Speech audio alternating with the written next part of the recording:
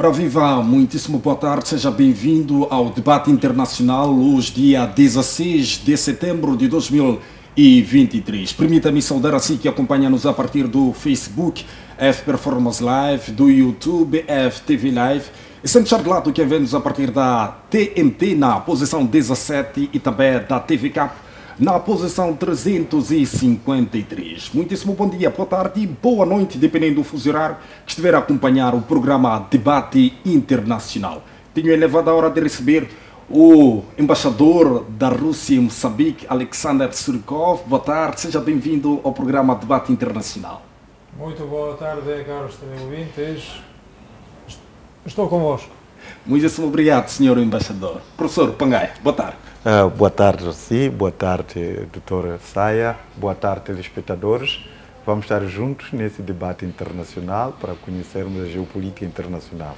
Muitíssimo obrigado pela sua presença. Saia, boa tarde. Boa tarde, Custódio Miguel.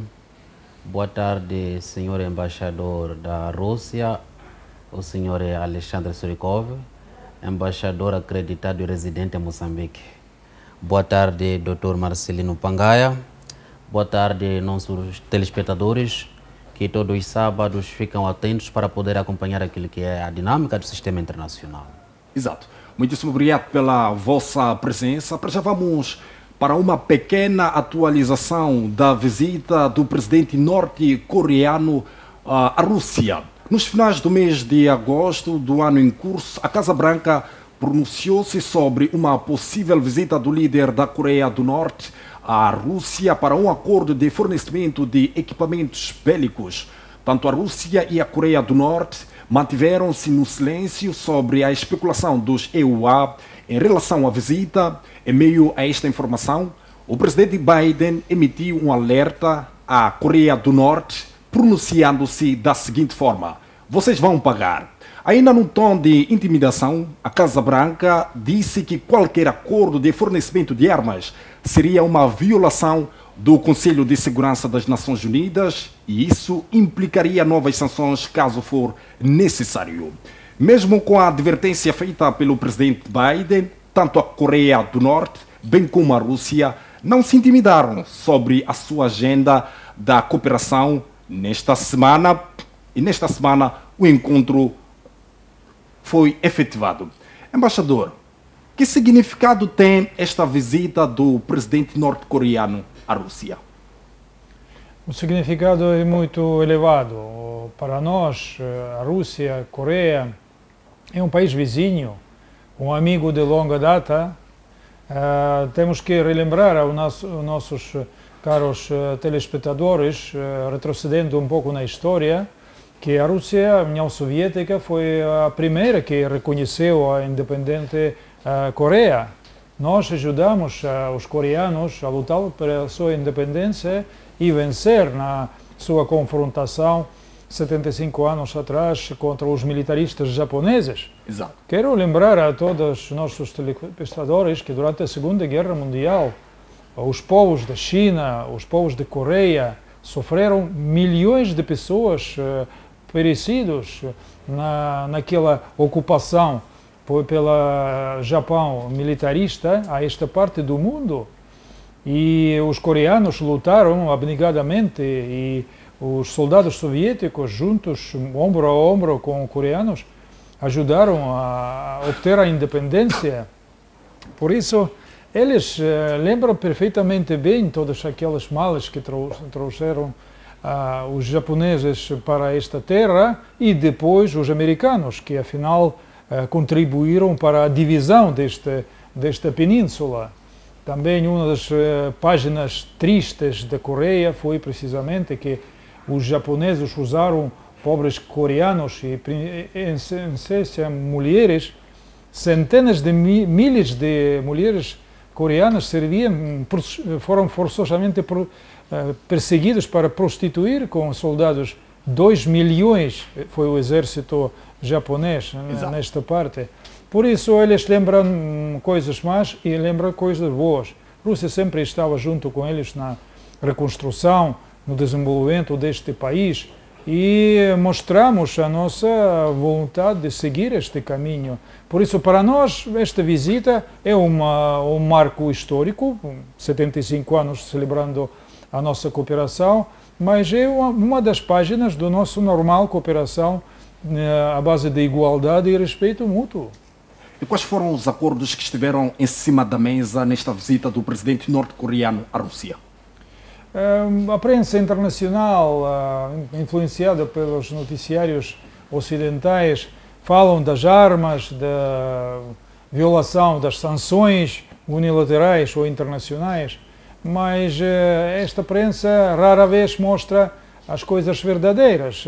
Para isso só faltava mostrar um pouco de troço do interview do nosso presidente a mídias internacionais, que ele respondeu diretamente a esta pergunta sobre violação das sanções, dizendo que nós sabemos, o presidente Putin respondeu, nós sabemos e respeitamos das sanções internacionais que foram aprovadas pela ONU, naturalmente sabemos e respeitamos. Nós falamos de outro tipo de cooperação que não está coberta por sanções, são vastas. As esferas de educação, ciência, medicina, espaço cósmico. Nós acordamos com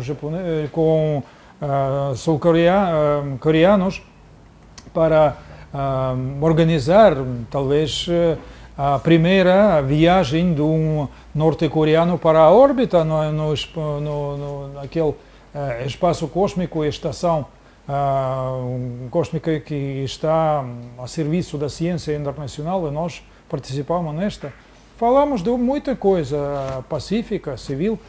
Talvez sim, algumas coisas militares foram mencionadas.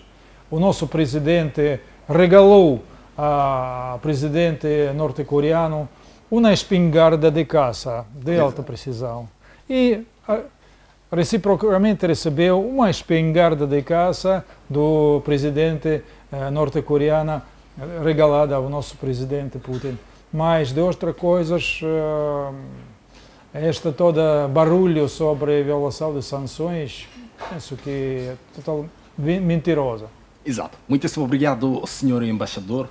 Pangaia, Moçambique e o mundo testemunharam nesta semana a visita do presidente norte-coreano à Rússia. Na sua opinião, que ganhos e que resultados esta visita da Coreia do Norte ou do presidente norte-coreano à Rússia poderão trazer para a própria Rússia? Sim, antes de dizer que o primeiro foi um temor para o mundo, né? Quando se encontram dois gigantes militares. Estamos a falar de Putin e depois de Kim, de Coreia do Norte. Portanto, são dois líderes extremamente temidos no mundo no concernente à destruição maciça, não é? do equipamento, do armamento bélico que esses dois países eles têm. Então, isso por razão pela qual que houve uma cobertura quase mundial desse encontro de dois grandes líderes mundiais e que têm o equipamento bélico bastante destruidor do mundo. Eu vi a imprensa brasileira quando dizia de olha, quer dizer, uma situação dessas, o que nós esperamos agora deste mundo quando o líder da Coreia vai se encontrar com Putin? Não esperamos de nada deste mundo. Mas, no entanto, aquilo que circula nos mídias especulam que aquele encontro tinha em vista de ganho mútuo, em que a operação especial que é dita pela Rússia, ela está a ressentir a falta de munições. Exato. E, por conseguinte, a Rússia convidou o líder da Coreia do Norte para poder ver se ele fornece as munições que ele tem armazenadas desde a Segunda Guerra Mundial, desde o período em que houve aquela guerra entre as Coreias, em que a ex-União das Repúblicas Socialistas Soviéticas apoiou a Coreia do Norte para poder suster aquela guerra. E que a guerra acabou ficando em banho-maria, até agora que a guerra não terminou. O que existe neste momento é uma espécie de um cessar-fogo, e que aquele armamento e várias munições artilharias que a Coreia do Norte ainda possui nos seus armazéns e que neste momento, em face de muitos projéteis que são disparados pela Rússia diariamente, eu estimava-se em 1.500 projéteis por dia que se dispara, e que a indústria russa já está a ressentir a falta disso, razão pela qual há aquele encontro para ver se a Coreia do Norte possa fornecer. Por outro lado, diz que a Coreia do Norte ela interessa-lhe neste momento a questão da ciência e tecnologia, para essa questão do desenvolvimento armamentista, não é espacial. E também interessa-lhe a questão dos alimentos. Daí que eles procuraram encontrar essas sinergias para que a Coreia do Norte ela seja fornecida a tecnologia para o desenvolvimento do seu arsenal militar, assim como também o desenvolvimento, a questão da questão alimentar, tendo em conta que os dois países eles estão neste momento sancionados. Exato. E que praticamente não existe outra coisa que possa sancionar. Por isso até se questiona quando os Estados Unidos, quando Biden diz que vai sancionar a Coreia do Norte ou a Rússia, que outra sanção que vai aplicar, porque praticamente já sancionou tudo. Neste momento, esses dois países não dependem de nada aos Estados Unidos da América. Então, isso seria apenas uma falácia dessa questão das sanções, mas esperemos que, efetivamente, aquilo que norteou a relação dos dois países, ela produza efeito, como o senhor embaixador aqui se referia, são países que sempre se apoiaram e, mesmo que seja verdade isso de fornecimento de munições, de artilharia, a Rússia também fornecer tecnologia, eu não vejo o mal disto. Exato. Mas apenas dizer que estamos a escalar o conflito.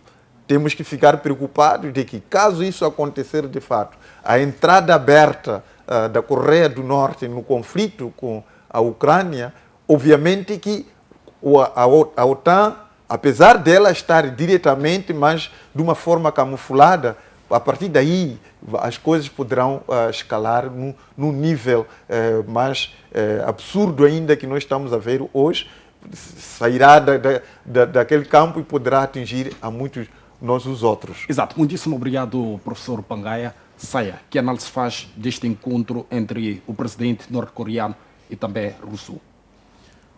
Eu penso que o encontro entre os dois líderes, neste caso estou a falar de Kim Jong-un e o presidente Vladimir Putin, acontece num momento oportuno, em que os dois estados praticamente estão isolados a nível do sistema internacional, estão a sofrer sanções. A Coreia do Norte está a sofrer sanções por produzir as armas nucleares, o que as grandes potências não gostam. E a Rússia é sancionada por ter, neste caso, invadido a Ucrânia. Importa referir que a Coreia do Norte, se na verdade decidiu desenvolver as armas nucleares, é mesmo uma questão de sobrevivência. Porque os Estados Unidos, na Coreia do Sul, até 2017, tinham, aliás, tem uma base, lá tinham 17 mil soldados. E a nível mundial tem 750 bases em 80 países. O que significa que os americanos têm a ambição e continuam a policiar o mundo. Agora, a Rússia está a sofrer sanções porque atacou a Ucrânia. Porque, na verdade, a Ucrânia manifestou a pretensão de aderir à NATO. Exato. E aqui podemos evocar o conceito-chave das relações internacionais, dilema de segurança. Se a Ucrânia manifesta a pretensão de aderir à NATO, é porque, na verdade, a NATO quer me atacar. Por isso, a Rússia decidiu fazer um ataque preventivo. E essas relações, na verdade, entre os dois estados são salutares, porque, na verdade, existe uma interdependência. Existe uma narrativa de que a Rússia fornece equipamento, neste caso de tecnologia, na área militar, para a Coreia do Norte, o que é salutar. E, na verdade, essas sanções que são anunciadas pelo presidente Joe Biden, eu penso que são condenáveis, porque tanto a Coreia do Norte é um Estado soberano, como a Rússia é um Estado soberano. Não há espaço para os Estados Unidos sancionar a Coreia do Norte. O problema dos Estados Unidos é de querer policiar o mundo. É por isso que agora existe uma metanoia, um despertar dos Estados. Porque se formos a olhar a atuação dos Estados odiernos, é diferente da atuação dos Estados antigamente. Antigamente os Estados seguiam cegamente. Hoje em dia os Estados questionam. Porque o que é mais importante para os Estados é o win-win cooperation, o que não tem se verificado. Porque as grandes potências, na maioria das vezes, têm espezinhado os Estados fracos. Eu até tenho dado um exemplo um pouco assim. Nós temos verificado, neste caso, cimeiras, França, África, Estados Unidos, África, Rússia, África. Mas, na verdade, se um dia que Moçambique manifestar a pretensão de fazer uma cimeira, Moçambique, Europa, muitos líderes europeus não vão vir, vão boicotar. Provavelmente vão mandar o ministro, o embaixador, não estou a desprezar, mas o presidente, como autoridade máxima de um Estado, pode não se fazer presente. Exato, muitíssimo obrigado, Saia. Senhor embaixador, este encontro entre os dois líderes, tanto norte-coreano e russo, não ameaça o Ocidente? Naturalmente não está orientado contra ninguém. É um encontro de amizade, de cooperação.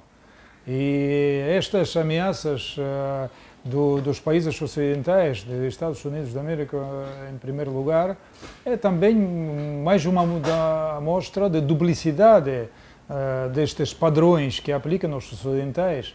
Eles sim podem fornecer armas à Ucrânia, a qualquer outra parte do mundo, eles podem organizar multimilhas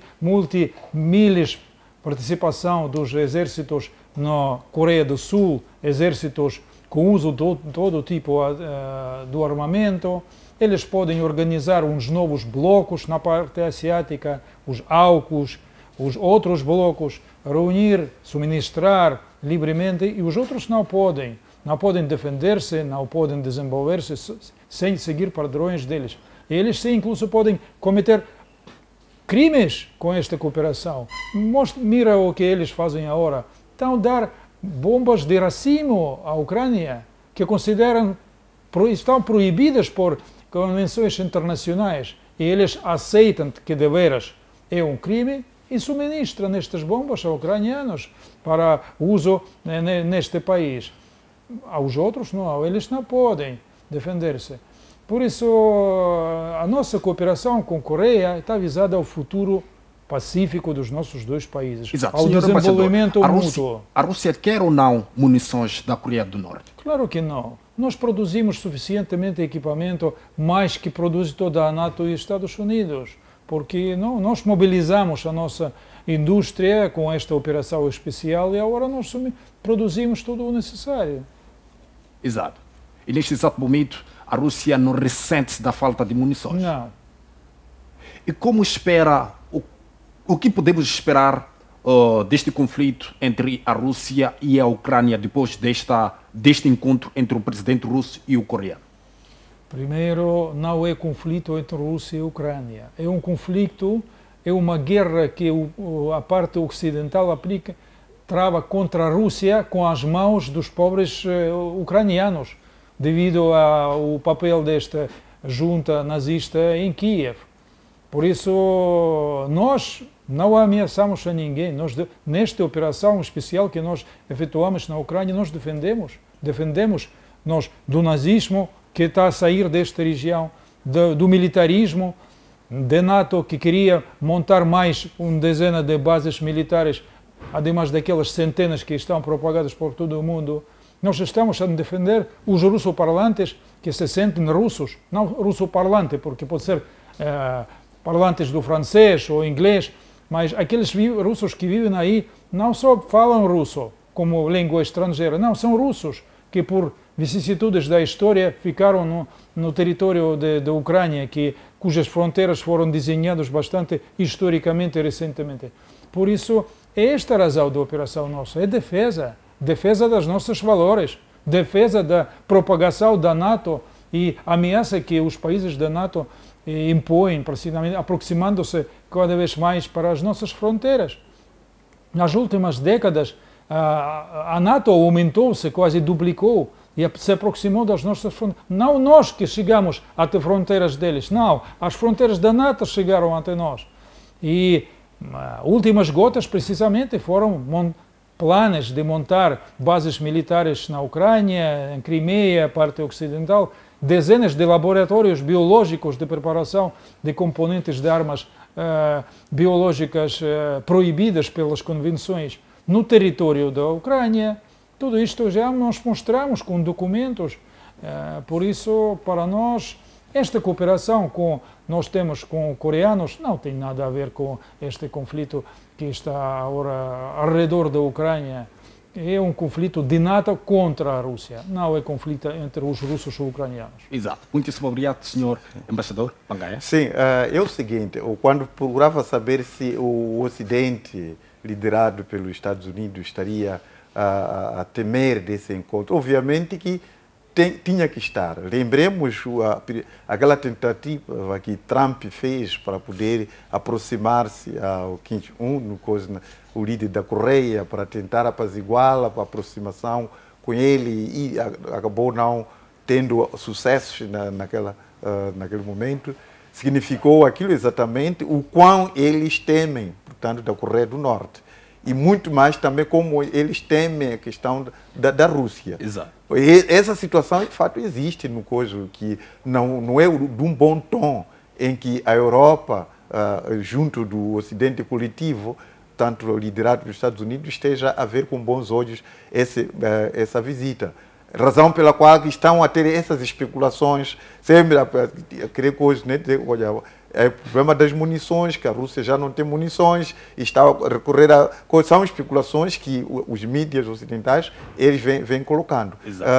Da mesma forma que quando eles tentaram convencer o Lula da Silva para abrir os seus armazéns, vendê-los a munições que o próprio Ocidente não tinha, eles acabaram, portanto, não obtendo sucessos aí, criaram um certo atrito com Lula. Mas pronto, esse cenário sempre vai existir nessas especulações. Só em relação a essa questão que estava a referir das fronteiras que estão a se aproximar. Na semana passada, se não me engano, o secretário-geral da NATO apareceu em público dizendo de que antes da operação especial, portanto, que é dita pela Rússia e guerra dita pelo Ocidente, diz que o presidente Vladimir Putin da Rússia falou com o secretário-geral da NATO. Isso no dizer do secretário-geral da NATO. Ligou para ele e informou, pediu para que ele parasse de expandir as fronteiras da NATO junto à Rússia. E pediu também para que retirasse a todos os países que outrora fizeram parte da União Soviética, que agora estão na NATO, para que eles possam se retirar e sair daquela organização. Então, o secretário-geral da NATO diz que rejeitou esse pedido. E foi então que, logo a seguir, o Putin acabou desenvolvendo aquela ação. Exato. Agora, resta a dúvida se a NATO tivesse aceite de poder remover os países que faziam parte da União das Repúblicas Socialistas Soviéticas naquela altura, que agora estão na OTAN, se tivesse aceito a remoção deles e não permitir a entrada da Ucrânia e de outros países que ainda estão a ansiar, haveria essa operação especial ou não. É uma questão, são questões que são levantadas hoje e que não sabemos o porquê do secretário-geral da NATO ter vindo em público poder anunciar essa questão. Outra questão que eu estava a falar aqui da questão dos crimes. Acho que foi antes de ontem em que o presidente da Síria meteu uma queixa contra os Estados Unidos, dizendo que os Estados Unidos está a roubar o petróleo e gás na Síria.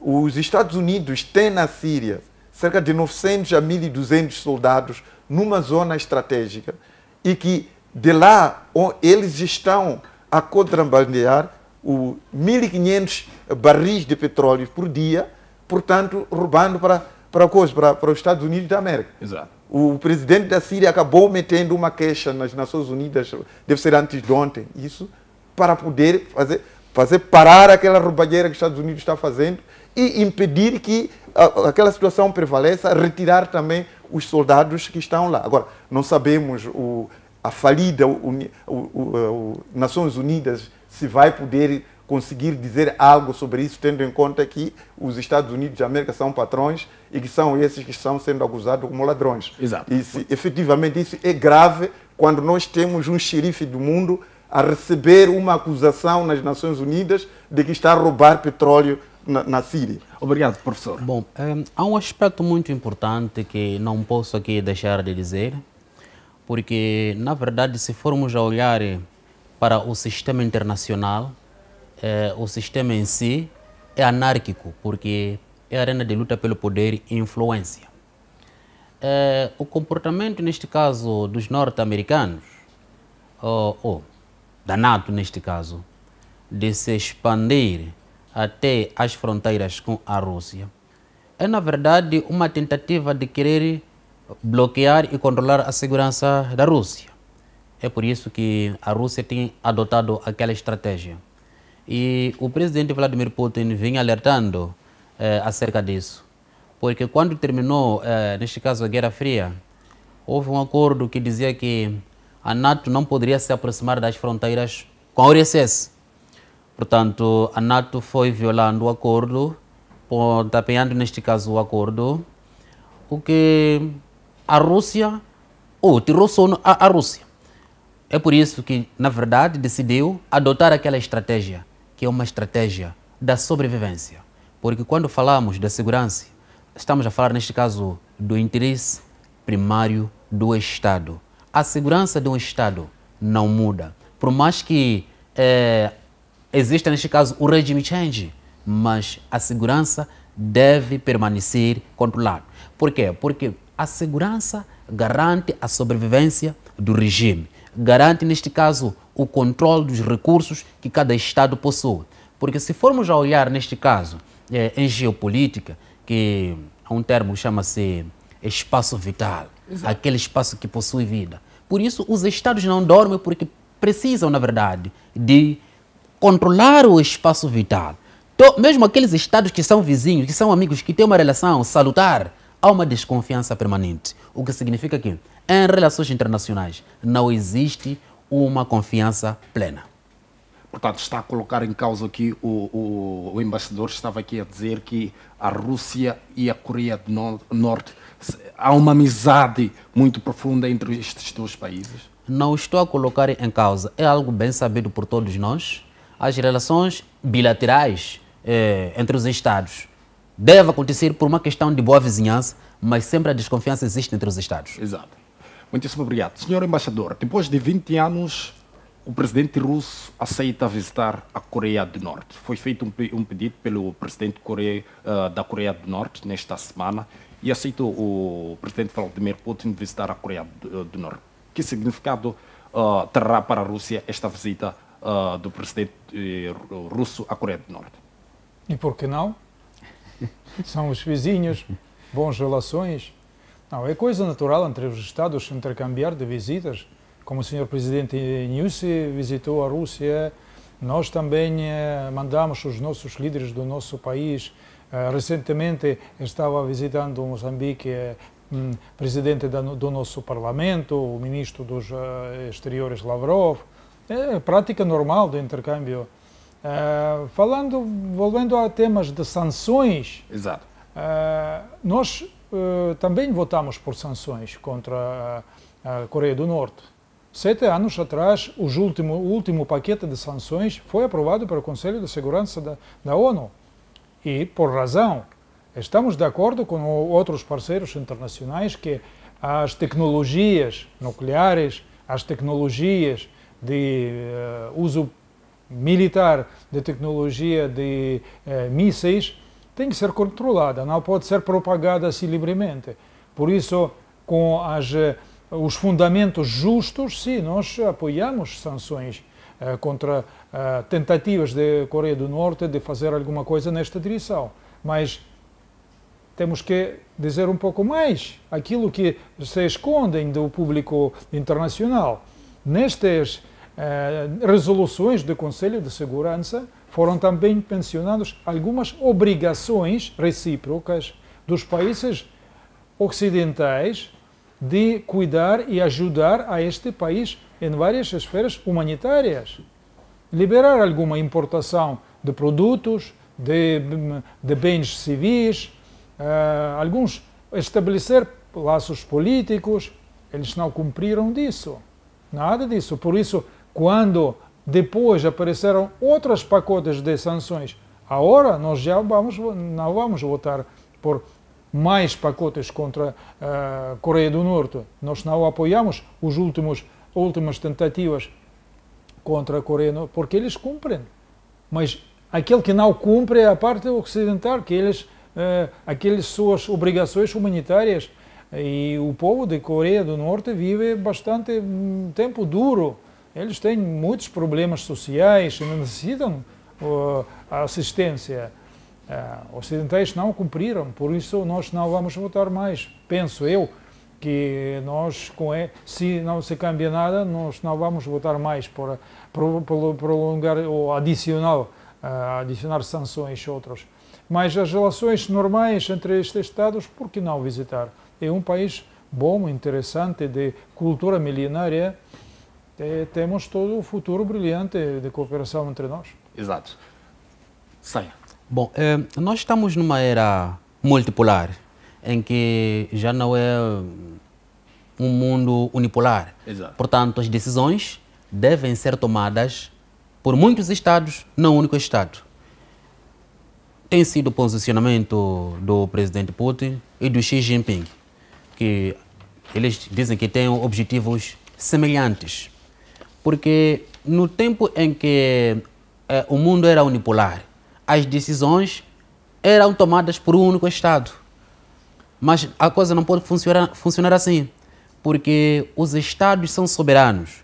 Os Estados precisam de defender os seus interesses a nível internacional, porque os Estados são atores no sistema internacional.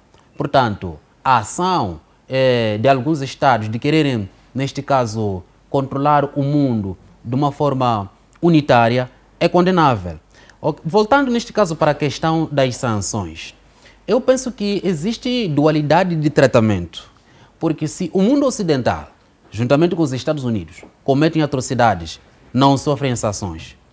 Mas quando é outro Estado que, na verdade, não comunga dos ideais do mundo ocidental, é dado aquilo que em relações internacionais chamamos de stick and carrot. Exato. Que, na verdade, no contexto original da palavra stick, significa pau, carrot significa cenoura. Então nós usamos isso como metáfora, o que significa ameaça ou recompensa. Portanto, todos aqueles Estados que não comungam dos ideais do mundo ocidental são dados o pau, neste caso, que são sanções.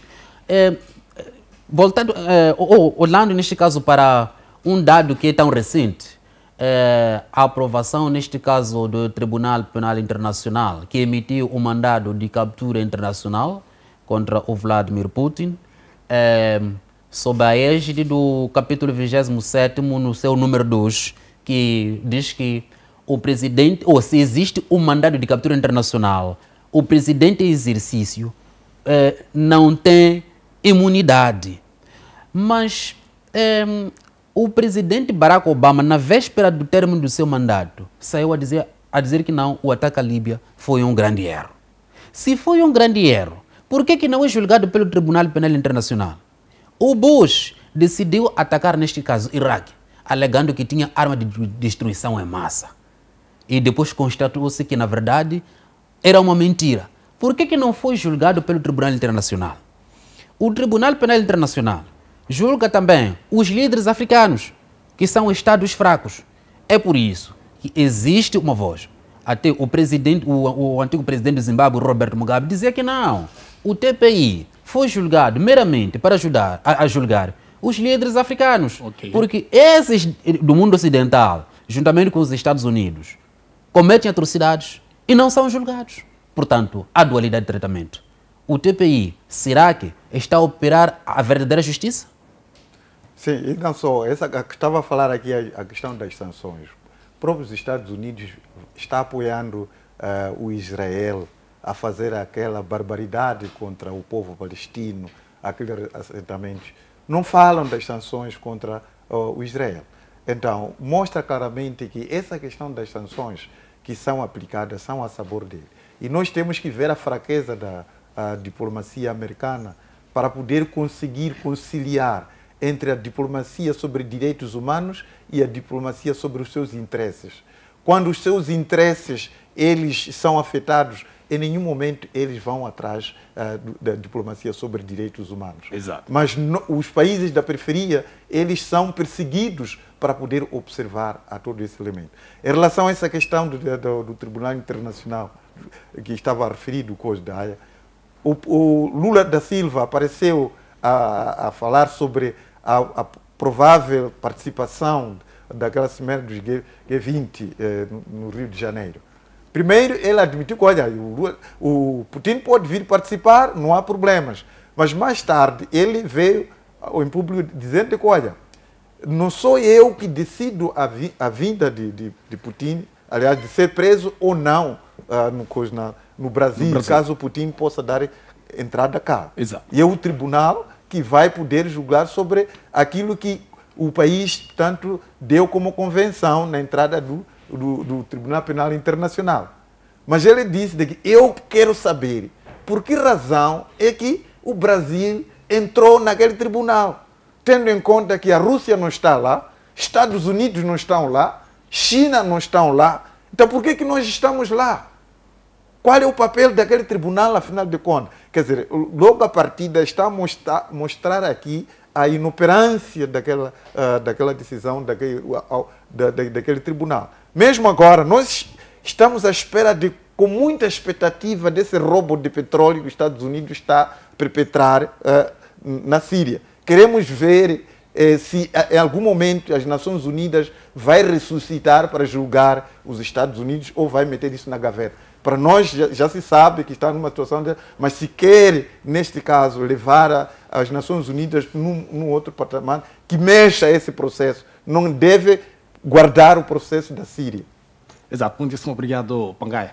Senhor embaixador, a Rússia expulsou ontem 2 diplomatas norte-americanos acusados de espionagem. Que análise pode fazer dessa expulsão de 2 diplomatas norte-americanos?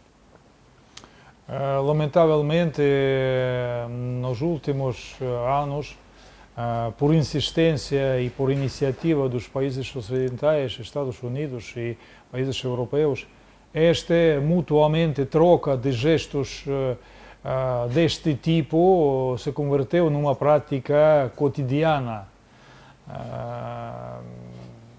Naturalmente, não tem nada a ver com as relações do desenvolvimento das relações bilaterais. Sim, refletem este espírito de tentativas de fazer mal a outro Estado por toda a via possível.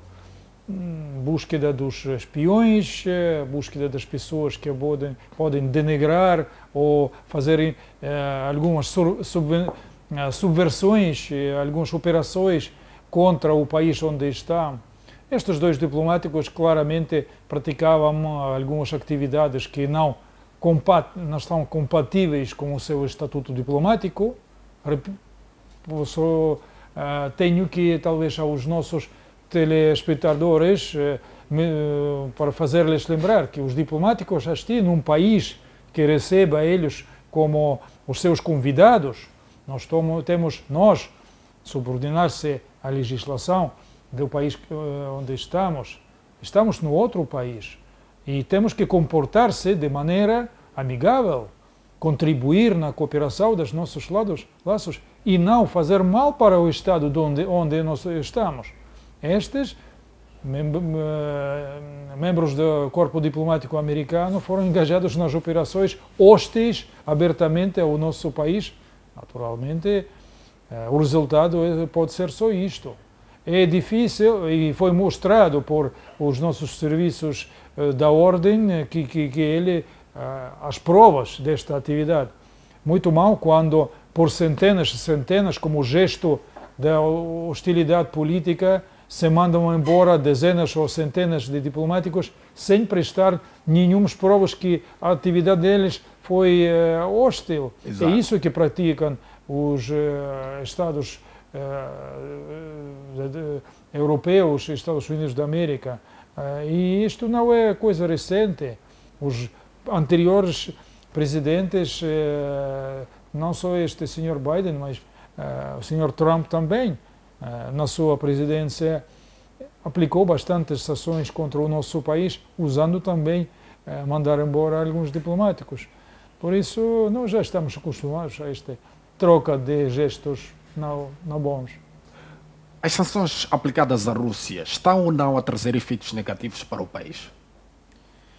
Claro que não é agradável, claro que romperam muitos negócios, fecharam canais de comunicação, logísticos, etc., etc., não contribuem para o nosso desenvolvimento, a nossa economia, mas não é nada dramático.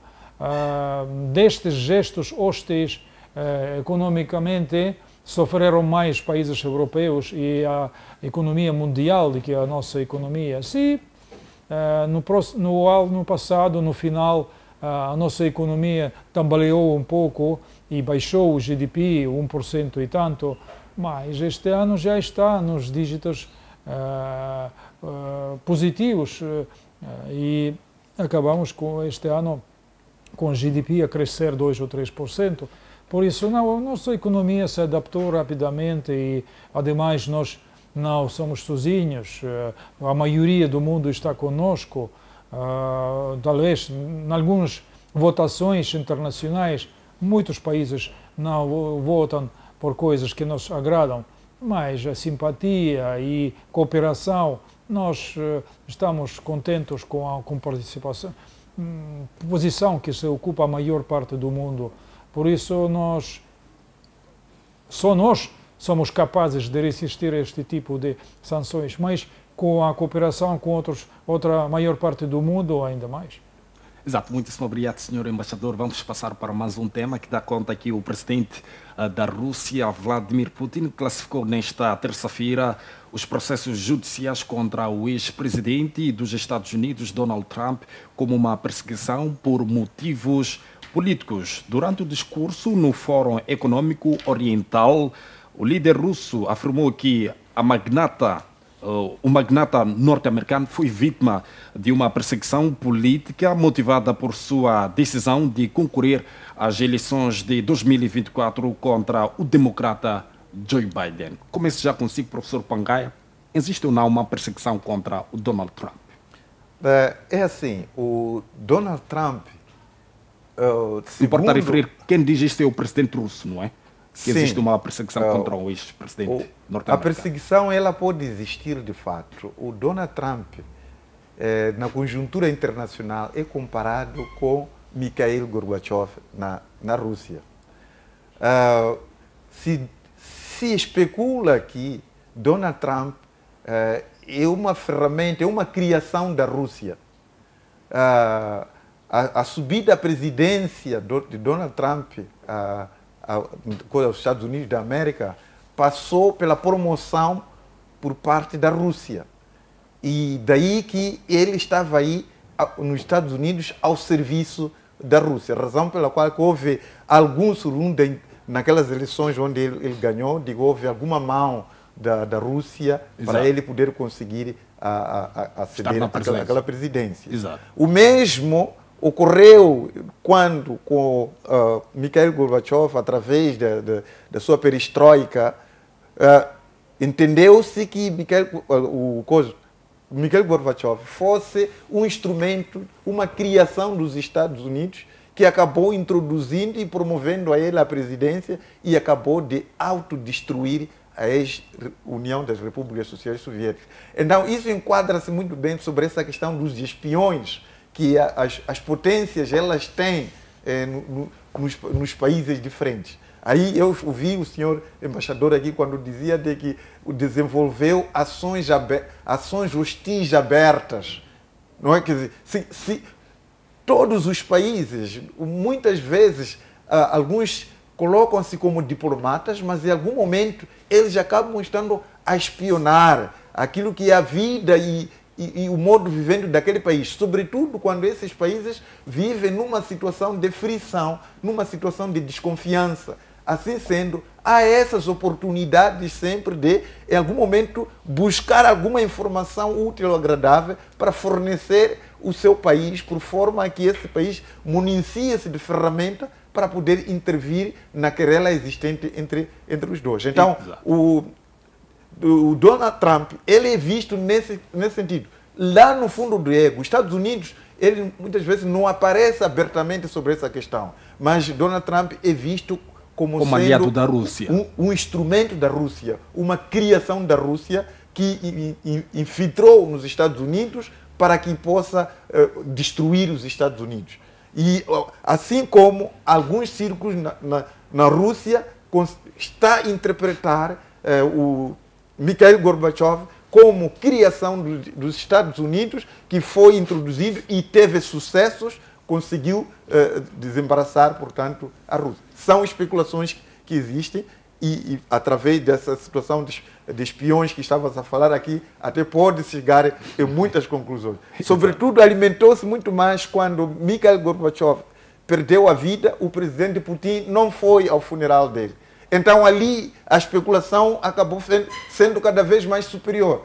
Putin justificou a não participação do funeral de Mikhail Gorbachev, de agendas que ele tinha. Mas sendo ele, que foi presidente daquele país e perdeu a vida, o presidente em exercício não ter que participar naquele funeral. E me parece que também nem teve funeral do Estado, cerimônia do Estado, naquela situação. Então, isso acabou criando esse revoluço por parte das nações de que aquela desconfiança que existia de que aquele sujeito era mesmo instrumento dos Estados Unidos. Mas se efetivamente foi instrumento dos Estados Unidos, foi muita pena que até que ponto a União das Repúblicas Socialistas Soviéticas fosse dada rasteira nesses níveis. Exato. Foi uma rasteira grave, se isso foi verdade. Exato. Saia, existe ou não uma perseguição contra o ex-presidente norte-americano, Donald Trump?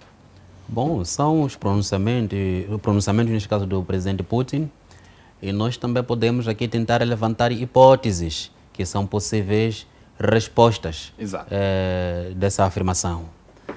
Primeiro, é importante nos olharmos aquilo que é a subida do Donald Trump ao poder. Logo no princípio, houve uma dúvida, houve uma afirmação de que a Rússia influenciou na vitória de Donald Trump. Aqui já podemos tentar levantar uma questão.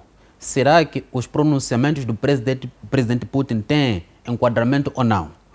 Porque o Donald Trump, quando chegou ao poder, não porque favoreceu os interesses russos, cumpriu a agenda da política externa norte-americana. Aquilo que o embaixador estava aqui a dizer, troca de mimos, neste caso, de expulsar, neste caso, os embaixadores da Rússia, dos Estados Unidos, declarar persona non grata. Exato. Isso aconteceu também com Donald Trump. Então, não me parece que... me parece que os pronunciamentos do presidente Putin, neste caso, tenham um sustento, porque se diz isso, é porque provavelmente tem, neste caso, subsídios para poder dar mais argumentos. Mas olhando também aquilo que é a atuação, ou foi a atuação do Donald Trump quando saiu do poder, nós acompanhamos aquela situação de Capitólio, que alguns tentaram criar um sistema de desordem, mas baseando-se naquilo que eram os pronunciamentos de Donald Trump. Importa referir que o Donald Trump, quando perdeu, neste caso, as eleições, adotou uma estratégia que não é comum para um líder americano. É verdade que o Donald Trump, neste momento, anseia voltar ao poder. Por isso, tem adotado uma estratégia que não tem sido comum para aqueles que foram os presidentes dos Estados Unidos. Porque aqueles que foram os presidentes dos Estados Unidos, quando cessam as funções, deixam um campo aberto para o presidente em exercício, neste caso, cumprir com a sua agenda de governação. Mas o Donald Trump, ele tem adotado aquilo que em ciência política chama-se de diabolizar o antecessor como forma de legitimar o exercício. E neste caso, ele está a diabolizar o predecessor como forma de legitimar, neste caso, aquilo que foi o seu exercício. Portanto, como ainda anciona concorrer às eleições, e também as instituições norte-americanas, apesar de serem instituições democráticas, que provavelmente o presidente não tem muita influência, provavelmente viram que o Donald Trump, durante a sua governação, não teve uma agenda tão salutar que correspondesse, neste caso, às pretensões dos Estados Unidos. Bom, há um dado muito importante. Pelo menos o Donald Trump não atacou nenhum Estado, não tem sangue na mão. O que é diferente de muitos estados, do chefe do Estado dos Estados Unidos. Exato. Porque cumpre com aquilo que é a agenda, neste caso, dos Estados Unidos. Fazem ataque e sacam os recursos, porque a economia norte-americana funciona na base da especulação. Exato. Senhor embaixador, vou lhe fazer uma questão de provocação, não é?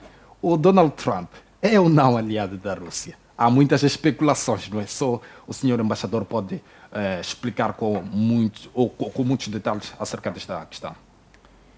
A meu ver, dizer que algum político no exterior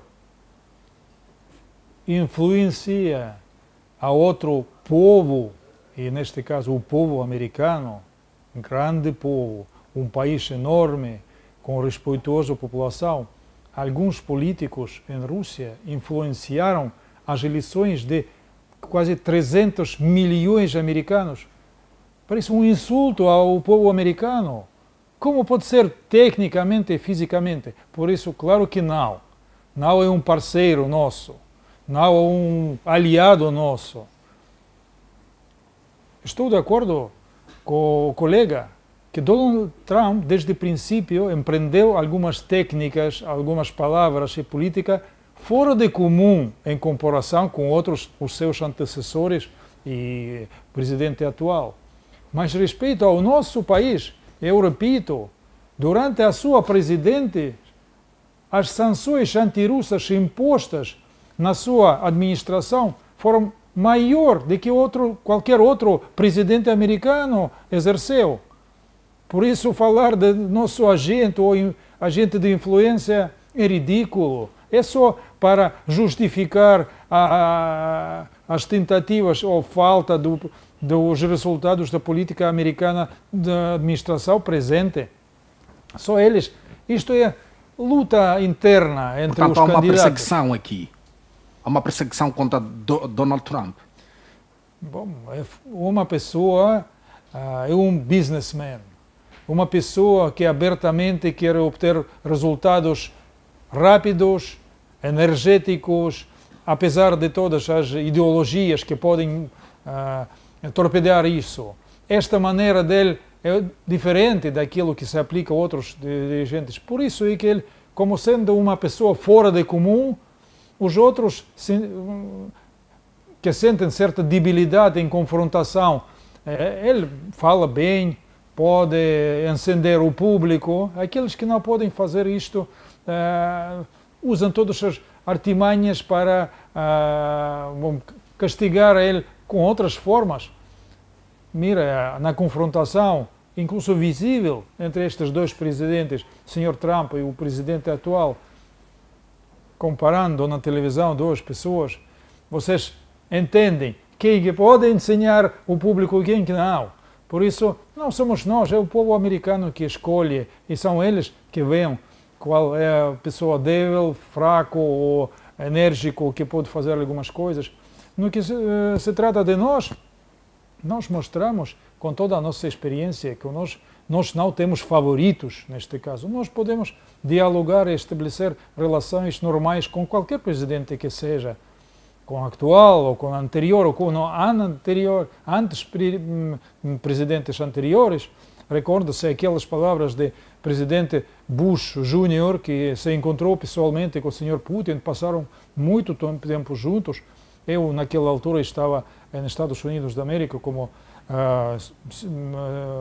conselheiro da nossa embaixada aí, assisti a vários encontros deles.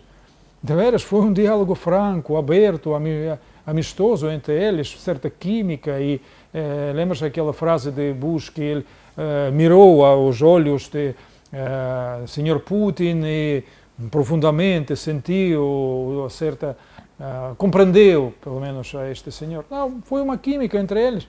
Por isso o senhor Putin é franco. A nossa população, quase 80% apoia o senhor Putin. Por quê?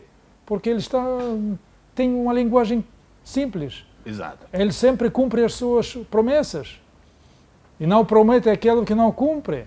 E é muito fácil de contacto, está dialogando. Ele faz conferências de imprensa de 3, 4 horas, falando diretamente com os jornalistas ou com o público. Por isso é uma pessoa que a gente confia nele. Mira os outros políticos dos outros países, incluso aqueles americanos que nós vemos, como eles se comportam com o público e com os jornalistas. Por isso, não, o senhor Trump é um candidato forte para ser presidente, nós respeitamos a ele, mas não é o nosso amigo nem parceiro. Exato. Professor Pangaia, podemos concluir das palavras do embaixador que o atual presidente norte-americano sente-se ameaçado com a possível concorrência, não é, do ex-presidente Donald Trump para as eleições de 2024? Claro que sim, e ele está de fato de certa maneira temível, primeiro porque está a ver provavelmente os interesses que ele tem neste momento, o Biden, sobretudo o Partido Democrata, não é? Provavelmente poderá não, aliás, muitas coisas poderão alterar, sobretudo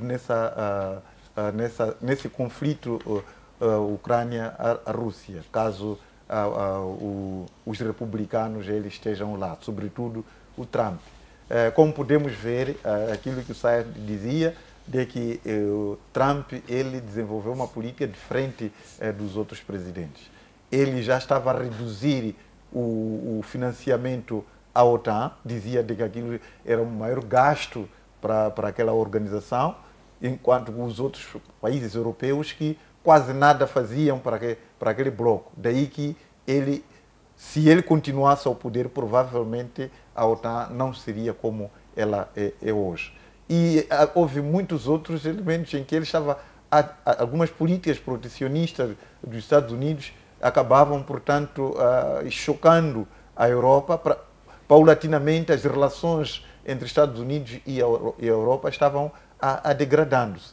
E isso aqui mostrava uma certa situação em que o próprio Trump, neste momento, é visto numa situação de que ele, em algum momento, pode enfraquecer os Estados Unidos, no olhar do Biden, e para além de que os interesses que eles têm de poder continuamente cercar a China, enfraquecendo primeiro a Rússia, porque esse conflito que nós estamos a ter neste momento entre Ucrânia e Rússia, o objetivo final é alcançar a China. Cada vez mais eles vão podendo, criando o cerco. Ali na Rússia querem fragmentar aquilo que são aquela união que está lá, a Federação Russa. Como sabemos que a Rússia é um país, quase um continente.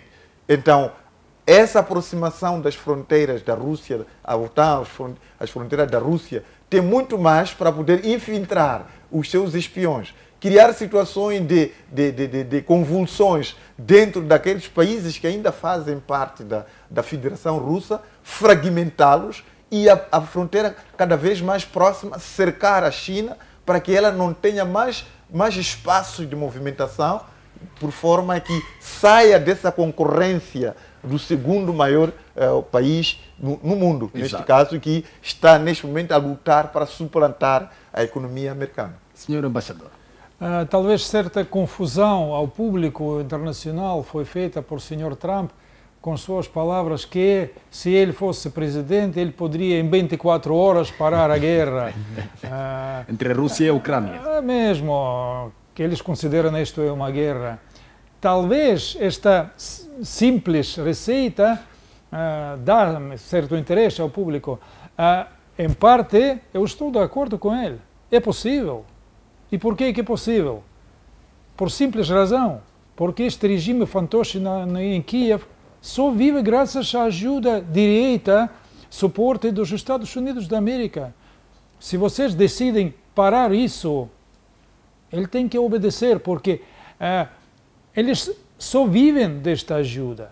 Cada ajuda dos Estados Unidos da América de Kiev em 2 anos já está só a metade daquilo que recebeu o Estado de Israel, recordado aqui, a partir de 1948. Imagina-se, 70 anos de ajuda para Israel, a metade disso é ajuda à Ucrânia só em 2 anos. Imagina-se qual a ajuda é esta. Este Estado, aquele regime, não é Estado, regime vive da ajuda total dos países europeus e Estados Unidos. Por isso, claro que com a força financeira, eles podem impor, e uma vez parada este suministro de armas constantes à Ucrânia, se param as hostilidades e a guerra.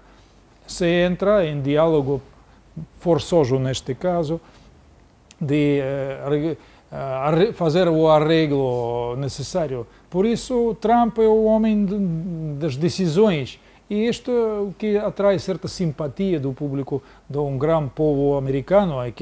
Nós sabemos dos americanos, claro que muita gente conhece os americanos através dos filmes, Hollywood, etc. Alguns das CNN, com aqueles soldados bem vestidos nos seus aviões, mas o povo americano, eu posso assistir com a minha própria experiência, o povo trabalhador americano é igual que o povo trabalhador de Moçambique, da Rússia. Eles se entendem muito bem e não têm interesses expansionistas. Esta ideologia de confrontação é de um grupo de élites políticos profundamente enraizados na classe alta que inventam estes artificiais perigos. Por isso, sim, pessoas energéticas são aquilo que existe agora, os eleitores em toda a parte. Mira, os políticos em muitos países são mediocres, cinzentos, praticamente não há líderes, aqueles que traem novas ideias, que são de energia, que impõem uma simpatia ao público. Trump é uma daquelas pessoas que atraem por sua fora de comum. É isso, é talvez o segredo do seu certo sucesso, mesmo na sociedade americana. A Rússia está aberta ou não a negociar com Kiev e parar com estas hostilidades? Desde princípios, o nosso presidente declarou que esta operação é operação forçosa, não por nossa vontade. Fomos obrigados de fazer esta operação para defender-nos. E as primeiras tentativas foram feitas o ano passado. Quase chegamos a um acordo em Istambul. Não foi um acordo, mas algumas teses, princípios já foram elaborados. E foi decidido, aquele parar as armas e o nosso assim chamado retrocesso dos nossos militares de Kiev, câmbio de posições, foi fruto daquilo que eles pediram a nós como gesto, bom gesto, faça-nos algum gesto para mostrar a sua verdade, intenção de cumprir estes acordos. Sim, nós cambiamos posições, retrocedemos um pouco, mas com sinal dos ocidentais, estes acordos foram considerados nulos e não tiveram bom resultado. Nós nunca rejeitamos conversar sobre possível arreglo. E quanto mais dura esta operação, piores vão ser condições na búsqueda de solução pacífica.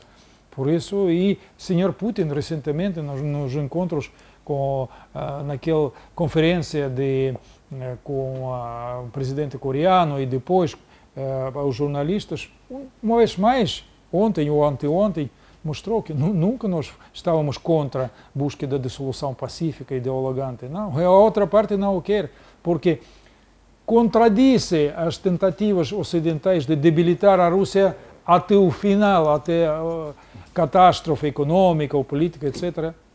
Por isso, nós estamos prontos para a paz. Paz para a região, paz para a Ucrânia, paz para todos os vizinhos, mas tem que ser paz justa para todos. Segurança pode ser ou para todos ou não há segurança. Por isso não pode ser seguro e garantir segurança de um país à custa de insegurança de outro é impossível. E isto tem que ser solução bom para toda esta zona europeia onde nós estamos e vizinhos e condenamos por geografia sempre a estar. Por isso, algum dia, claro que chegamos à solução. Exato. Muitíssimo obrigado, Sr. Embaixador. O nosso tempo já nos aperta, mas vamos passar para o nosso terceiro e último tema. Com isso, consigo saia. A França está ou não a perder a sua influência na África, tendo em conta que nos últimos tempos várias colônias francesas têm vindo a registrar golpes de Estados. Está ou não a perder influência na África? Naturalmente que a França está a perder influência em África, principalmente nas antigas colônias, porque quando a França ou aqueles estados lutaram pelas suas independências, não houve uma negociação salutar, o que significa que alguns líderes que foram colocados naqueles estados pela França continuaram, neste caso, a defender os interesses da França. Se formos a olhar aquilo que é a África Central, que na verdade houve uma teia de golpe de Estado naquela região, que recentemente aconteceu também no Gabão. Há uma metanoia, o que significa que a juventude odierna tem uma nova roupagem de perceber as coisas. Porque alguns estados, neste caso da África ocidental, até o palácio do presidente tinham que pagar renda à França, o que é de veras lamentável. E muitos recursos eram explorados pela França. Mas há um outro dado muito importante no último golpe, neste caso de Gabão, que acredita-se que seja um golpe orquestrado pela família Bongo. Exato. Porque o Omar Bongo, que governou Gabão durante 42 anos, depois Ali Bongo, que governou, fez 2 mandatos, depois tinha ganho as eleições para o terceiro mandato, isso que acabou criando uma fúria na população. É uma mensagem clara de que ele já tinha sofrido aquilo que é a erosão da legitimidade, portanto, não tinha aceitabilidade. E como uma estratégia, a família orquestrou um golpe, neste caso, colocando um Nguema, que é primo de Ali Bongo.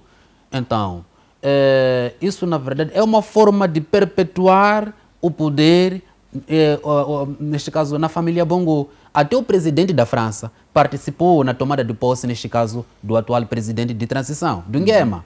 E tanto os Estados Unidos como o Ocidente disseram que não, o golpe de Estado do Gabão é diferente do golpe de Estado que aconteceu, neste caso, nos estados da África Ocidental. O que significa que, na verdade, o golpe de Gabão é um golpe fantoche, diferentemente dos outros golpes que aconteceram na África Ocidental, porque há um despertar dos jovens africanos. Os jovens africanos estão a tentar, de todas as maneiras, indicar um novo horizonte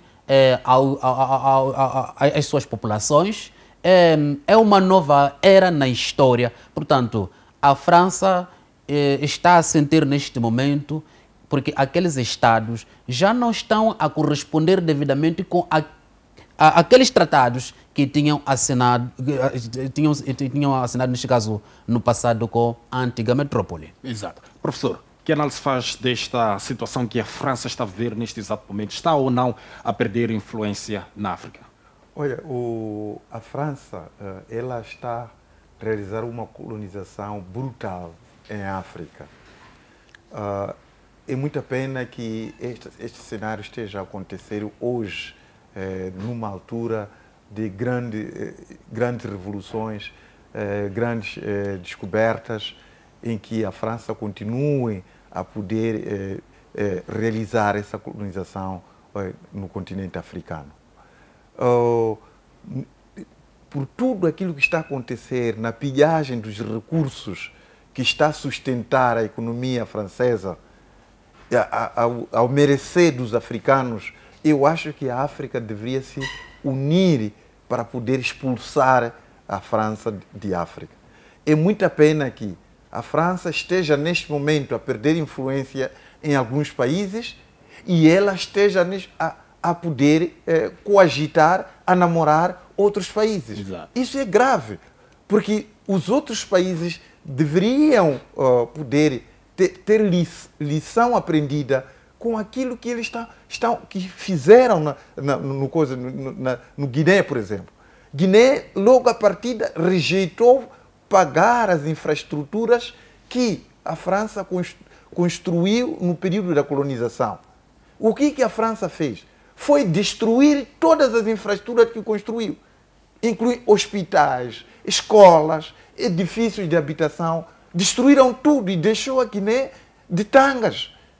Aqueles países que aceitaram, até hoje, estão a pagar pelas infraestruturas que a França construiu no período da colonização. Exato. Então, nessa ótica, a França continua, neste momento, a poder explorar recursos minerais desses países a custo praticamente zero. Exato. Com essa explanação, professor, quer chamar a atenção também o nosso país, Moçambique? Obviamente que sim. Moçambique, em princípio, meteu-se numa gaiola ao poder chamar os franceses para cá. Veja, o país todo praticamente está ficando francilizado. Temos todas as gasolineiras com os franceses, temos aquela questão de Cabo Delgado com os franceses, e nós sabemos a conduta desses sujeitos, o que estão a fazer aos nossos irmãos da África Ocidental e África Central. Então é extremamente difícil isso. Pode ser que, não sei, se nós nos metemos nessa briga com ele, não sei, porque nós não sabíamos ou porque não fizemos, mas acredito que não, só pode ter sido uma rasteira que esses sujeitos nos deram e poder, neste momento, armadilhar, mas ainda vamos a tempo, independentemente de contratos que eles possam ter estabelecido conosco, nós vamos a tempo de poder começar a vigiá-los e podermos, acima de tudo, rever os contratos que eles assinaram e, se for possível ainda, removê-los deste país.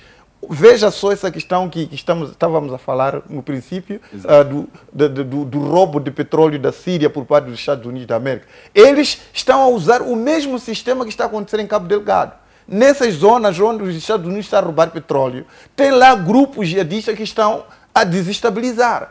Aproveitam aquela confusão para poder estar a extrair o petróleo e a contrabandear para o país dele. 1.500 barris por dia. E que estima-se que de 2011 a 2023 agora, os Estados Unidos tenham roubado cerca de 115 bilhões de dólares. A razão da queixa que o presidente da Síria meteu coloca esses valores que os Estados Unidos pilharam a Síria até 2011 a 2023, cerca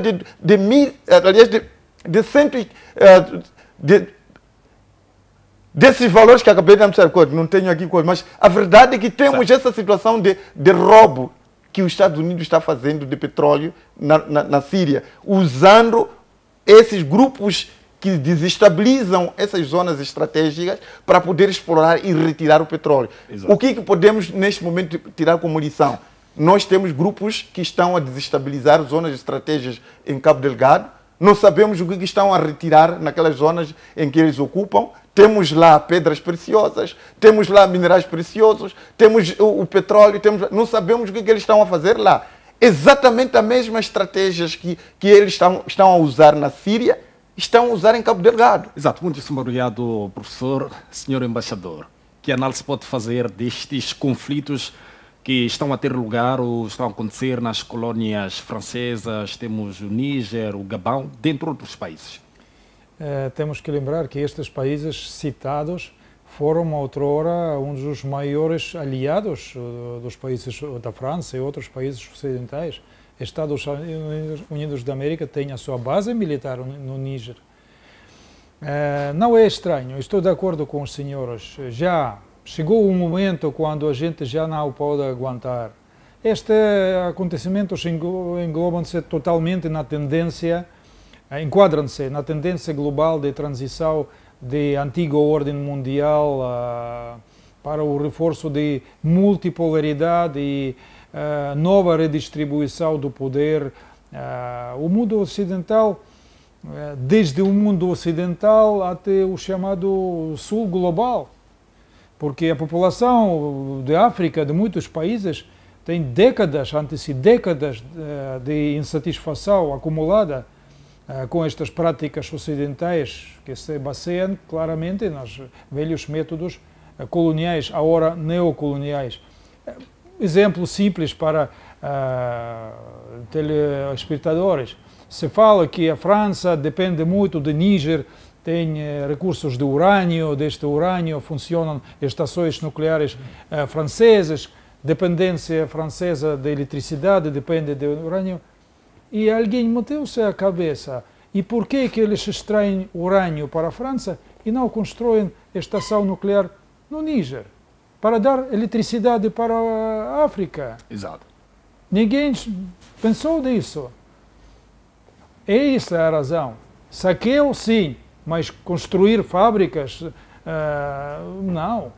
E esta transição verde que agora assistimos, praticamente proibição aos países africanos de usar aqueles recursos de carvão que eles têm, de petróleo ou do gás, só desviando a atenção para assim renováveis, solar, vento, e que eles podem construir uma fábrica de produção dos painéis solares aqui? Não, eles dão a vocês já prontas painéis construídos em outras partes do mundo. É isso, que eles novas formas de explotar, mais civilizado, menos visível, claro que é diferente daquilo de séculos passados, mas sigue ter um caráter de dependência, não de igualdade. Por isso é que a nossa tentativa, os países de BRICS propagam isto, e com outros parceiros que querem ingressar em BRICS, porque nós pensamos e propomos novos métodos de igualdade, do respeito, do interesse de todos, não só do pequenos ou do grandes, não, de todos. Cada um tem que ser feliz e temos que compartilhar tanto os riscos como ganâncias. É isto, por isso, esta situação com a França, com todo o respeito dos franceses, eles, em princípio, claro, que temos que também aceitar, para estar justos. Eles abriram aliança francesa por todas as partes, suas mídias, livros, educação, todas as potências coloniais sim faziam isto. Não podemos dizer que o colonialismo deles é aquele como foi antes. Claro que modificou-se, mas as tecnologias, os know-how, eles não passam para a África.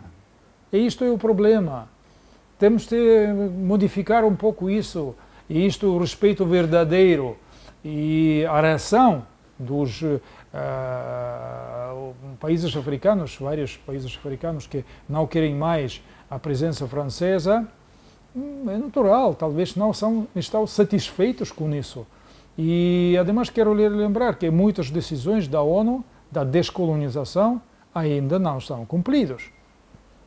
Colônias ainda existem, e muitos territórios, províncias dependentes dos vários países antigos coloniais, ainda eles mantêm, todos mantêm alguns territórios dependentes dos antigos colônias.